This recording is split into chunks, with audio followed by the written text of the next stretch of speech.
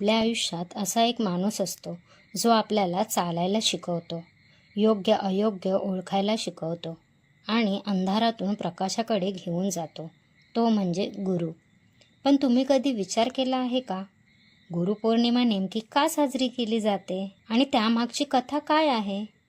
आज आपण जाणून घेणार आहोत या दिवसाचा इतिहास आणि त्यामागचा खरा संदेश.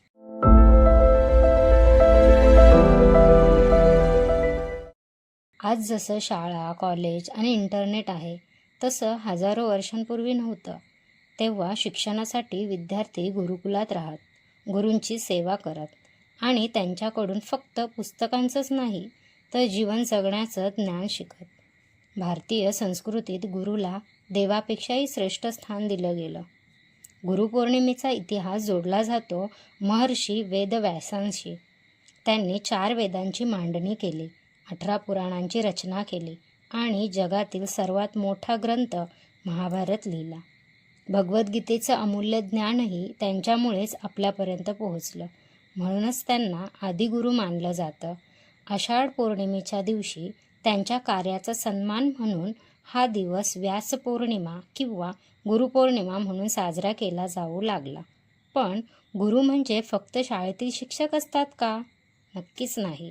आपली आई जी बोलायला शिकवते, वडील जे योग्य निर्णय घ्यायला शिकवतात आणि जीवनात योग्य दिशा दाखवणारी प्रत्येक व्यक्ती ही आपल्या आयुष्यातील गुरुच असते. आज इंटरनेटवर लाखो माहिती उपलब्ध आहे, पण माहिती आणि ज्ञान यात खूप फरक आहे. माहिती कोणालाही मिळते, पण त्या माहितीचा योग्य उपयोग कसा करायचा हे फक्त गुरु शिकवतात. म्हणूनच आपल्या संस्कृतीत म्हटलं आहे, गुरुर् ब्रह्मा गुरुर्विष्णू गुरुदेवो महेश्वरा गुरु साक्षात परब्रह्म तस्मै श्री गुरवे नमः. कारण गुरु माणसाचं भविष्य घडवतात आणि या गुरुपौर्णिमेला ज्यांनी तुमचं आयुष्य घडवलं त्या गुरूंना एक साधा धन्यवाद नक्की म्हणा. कदाचित त्यांच्यासाठी तोच सर्वात मोठा सन्मान असेल. आता तुम्ही पाहत असलेली ही रांगोळी मध्यभागी लिहिलेलं गुरुपौर्णिमा आणि वर काढलेल्या पवित्र गुरूंच्या चरणपादुका आपल्या गुरूंप्रती कृतज्ञता आणि नम्रतेचं प्रतीक आहेत. हिरवा रंग ज्ञानातून मिळणारी प्रगती दर्शवतो, तर गुलाबी फुलांची सुंदर किनार गुरूंवरील प्रेम आणि आदर व्यक्त करते. तुम्हाला या रांगोळीमागची कथा आणि संदेश आवडला असेल तर व्हिडिओला लाईक करा.